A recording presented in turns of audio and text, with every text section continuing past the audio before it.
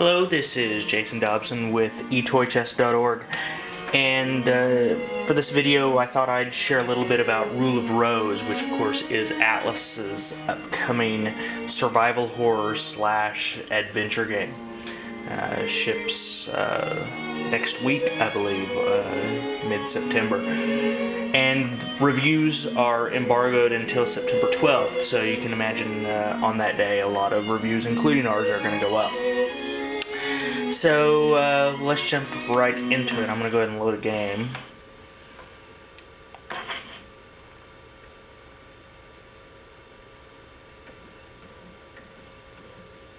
And the first thing you're going to notice about this game is combat is largely optional, which is sort of the game's what makes it more like an adventure game than a survival horror game. You're going to do, your character Jennifer right there is very weak. You'll have weapons, like she's just picked up a pipe of some sort, but she's fairly weak. Boss fights, she usually can only take like 3 hits and then she's dead. So it's generally in your best interest to avoid confrontation when possible. In this room, which is sort of your first major save room in the game, you come across what this is right here is a scarecrow, and you can talk to him. They're sentient for some reason, and that will let you save the game. You can also ask for clues. I'm just going to go ahead and exit. But they're called bucket heads, I think, because it's just a bunch of random crap stuck together with a bucket on its head, but for some reason it can talk. It's just one more psychotic thing about this game. You've also got your dog, which you get a little ways into the game, and unlike Haunting Ground, where the dog was actually a part of the combat mechanic, the dog in this game is strictly for item searching. And the way that works is you go to the subscreen and you have an equip option at the top, and you also have a find option. And you can put an item in the find box, because you can see here I've got this and I've got the find and equip select.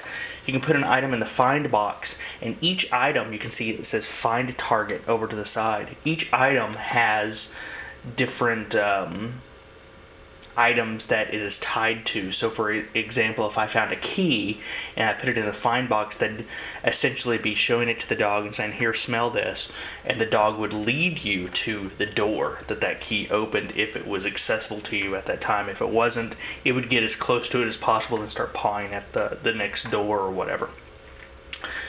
But that's essentially what the dog's main role is, and it actually works a lot better than it did in Haunting Ground because you don't have any flaky AI to train.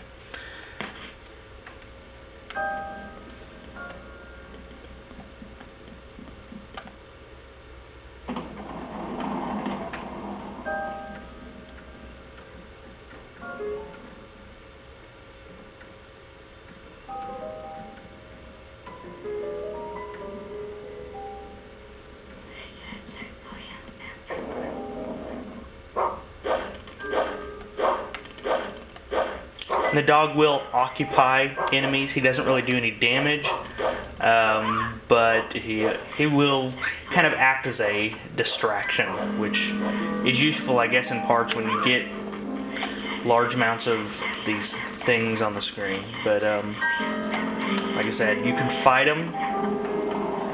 Doesn't really do you much good because they just keep coming.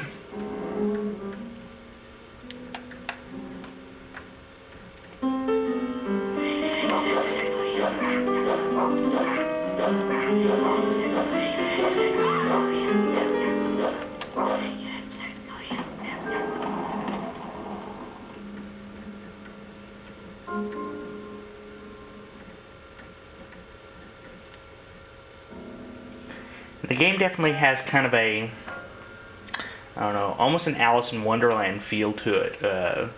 Not only because of those bunny creatures that you just saw, but it has a stuck in a psychotic storybook kind of narrative. And it really has an interesting feel to it.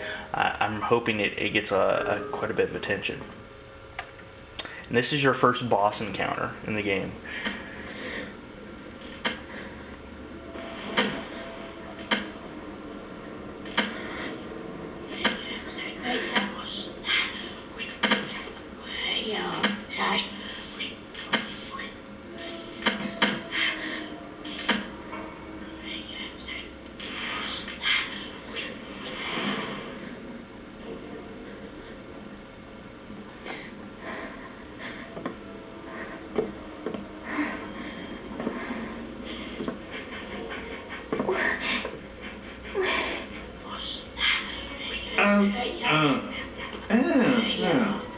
Yes.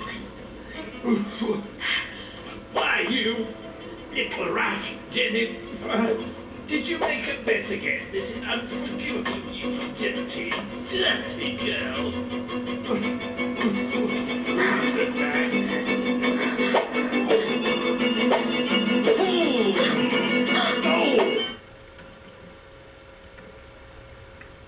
Oh, wait.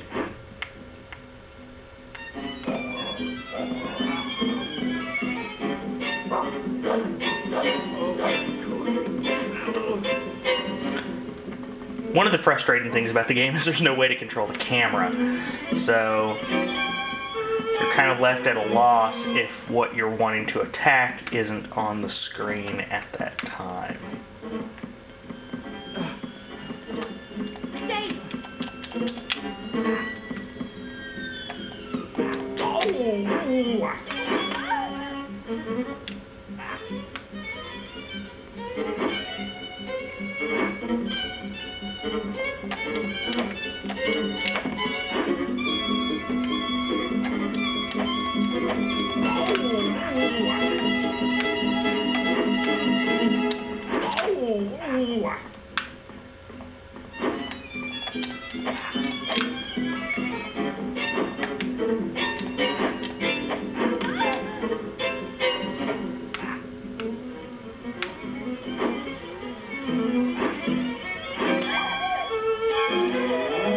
And that's all she wrote.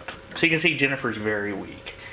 And some of the boss encounters in the game are some of the game's low points, just because combat is a little frustrating. But overall, very atmospheric, very entertaining game. Everyone lived happily ever after.